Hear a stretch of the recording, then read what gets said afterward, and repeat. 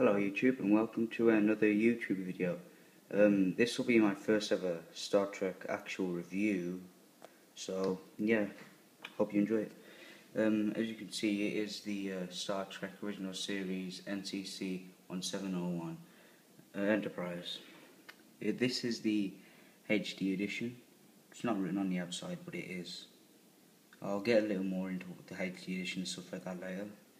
But yeah, here's the box, and I love that artwork of William Shatner as Kirk, because you know that's how Kirk would hold the communicator. He'd pull it out of his belt with his right hand normally, put it in his left hand, flick it open, then turn some of the buttons and talk into it, which is cool. The makers, Diamond Select and Art Asylum there. Get a nice view of the ship. Don't know why, but it only makes it so that you can see one of the cells, but oh well. Yeah, that's that. Moving over on the side, it's that. Same on the other side. And this is from the Starship Legends line, just so you're aware. Here's a nice little read up. I mean, you can read that if you want. I'm not going to because it's quite long. I like that they have information about the ship. I knew most of it anyway, apart from the length as well. And I don't really like this because what they've done is they've advertised a variety of toys slash collectibles. I would have preferred it if they had something like, instead of having loads of these, they could have had the Wrath of Khan Enterprise, the Enterprise B, Enterprise D, Enterprise E, and they could have kept that Enterprise Mini-Mates one. But they've got some of the role-playing toys as well. And because this is the Starship Legends line, I think they should have had more starships. But yeah, it's just a minor complaint. On the bottom, copyright. And yeah, that's that. I got this for £42.99 from Food and Planet, in case you would like to know. Don't know whether it was their last one or whatever, but yeah. I'll just take that box and oh yeah, I forgot, these are all the phrases it has. So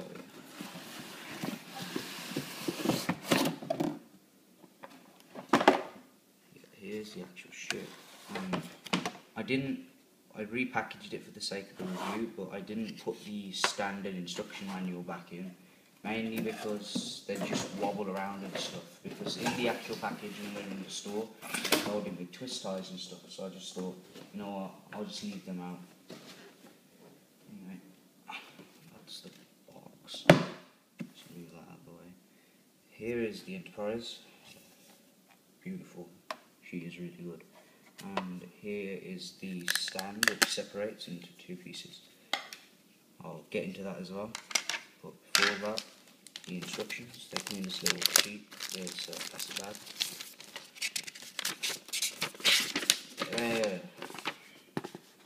Yeah, that's that. They do put quite a bit of detailing on these actually. There's just battery safety information. Here it tells you how to put it on play and whatnot. And here it just shows you how to use the stand and how to make the sounds with it. That's that.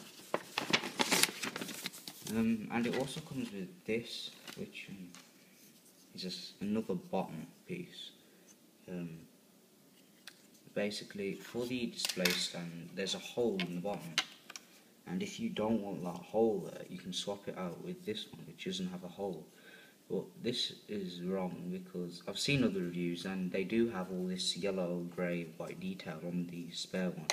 This one doesn't have any of it. I'm not going to change it anyway, so it doesn't matter. And you know, it's just the bottom, it's not a major thing. So those are the instructions and its accessory, which still needs to be completed. The display stand is quite nice. I'll get onto that in a second.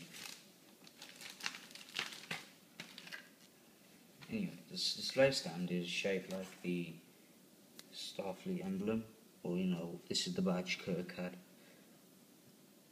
Command one, I think it was called. Anyway, yeah, with the star. It's very nice. And this is the second part, which you just slot in here, like so. And then you turn it this way, and the display stand is ready to put the Enterprise on. So, if you just put it into there, and then it holds it pretty well. As you can see, it looks a bit flimsy, but it does the job. I mean, obviously, if you push it or something, this will topple over. So yeah, be careful with the angle you leave it at. And if you've just got it, you will find it quite difficult to take this out. Just be careful. Just try it like that, and make sure you have a firm grip on the Enterprise, because you don't want to pull this out really hard and then throw your Enterprise, because it's not like really strong. So, yeah. Right, now the actual Enterprise. I have the Diamond Select Back to the Future Part 1 Enterprise, DeLorean, sorry, even though it's labelled as Part 2, and I was very disappointed with the quality control. It was crap. But I don't know whether Art Asylum are doing the quality control now or whatever, but this is really good actually, I think. Yeah, I'll just move on to detail. As you can see, here it says U.S.S. Enterprise, NCC 1701. That nice little strip going along there. And before I continue with the detail, the HD edition, they've made two HD editions. There's this one, and there's that one that's like kind of white and stuff with a yellow line going across.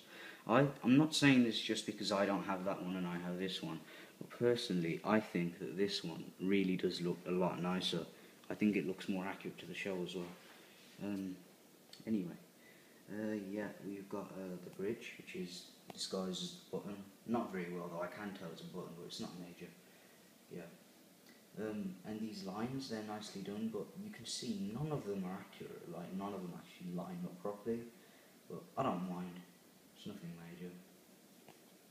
Yeah.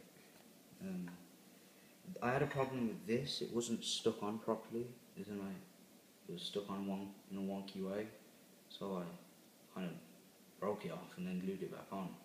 Problem solved. There's that red line going all the way down the back, which is nice.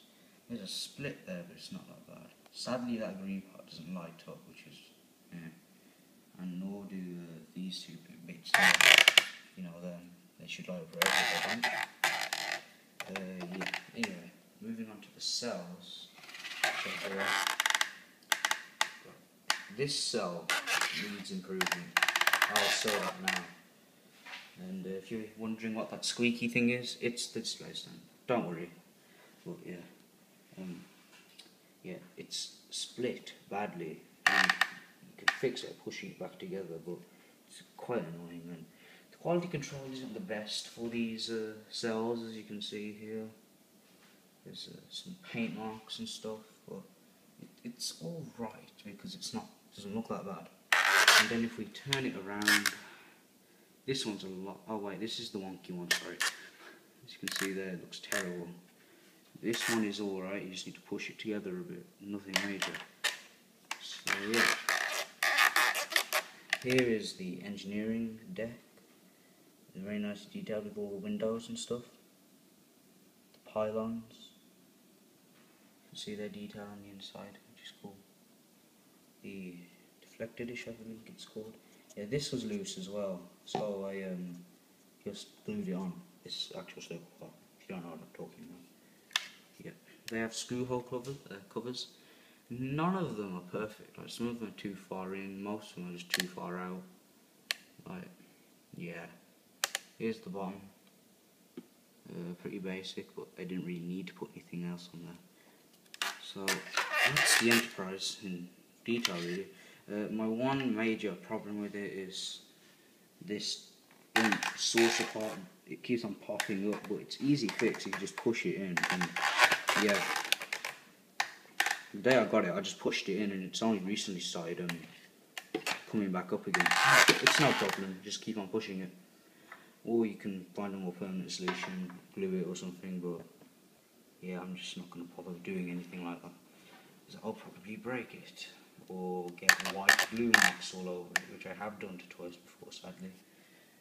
Now for the light and sound effects, you press the bridge, and this is Captain James T. Kirk of the Starship Enterprise, representing the United Federation of Planets. Problem with that is he doesn't get to finish a sentence. He says planet, so planets. and the pitch was good. It wasn't too fast or too fast or too short. It was done quite well. And another good thing is these aren't recordings redone in the studio. They're actually taken from the show, which makes them a bit more authentic. Yep. James Kirk, commanding the Starship Enterprise. Mr. Scott, ready to transport room. And another problem I have, this light should be red and that light should be green. I don't know whether it's like that on just mine or on all other Enterprises, but that is pretty annoying. It's the firing sound. Energize.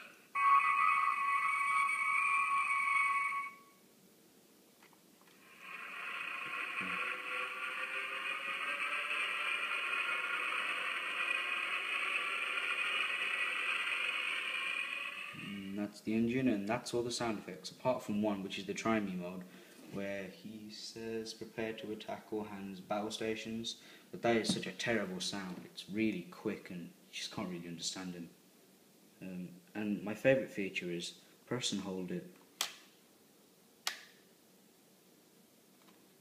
That is really good. Yeah, I have a problem with the sounds as well. I would have loved to have something like Sulu, it was played by George Takei, saying "Course laid in, Captain," or James Doohan, whose death anniversary was yesterday, just in case you didn't know, saying something like, "We can't continue at this speed any longer, Captain," or something. You know, anything like that. Or Uhura going, played by Nichelle Nichols, "Captain, we're being hailed." You know, there could have been a lot more stuff they could have done, but sadly we didn't get it.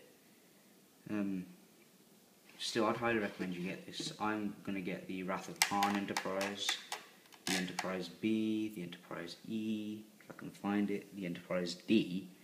I want to get the Klingon Bird of Prey, the Klingon Disruptor as well, but yeah, also it lights up at the bottom. But yeah, that's the review. It is a beautiful model. I'd highly recommend you go out and get her. She is worth the money. Okay, bye YouTube.